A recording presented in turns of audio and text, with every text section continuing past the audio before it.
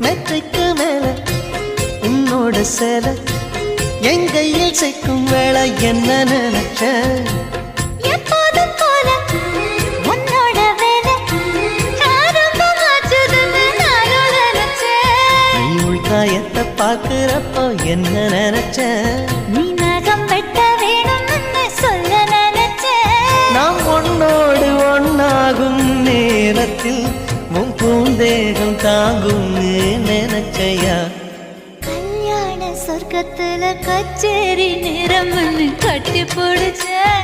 நான் கட்டி பிடிச்சேன். என் வெட்கம் விட்டு மூச்சு முட்டை கட்டி பிடிச்சேன்.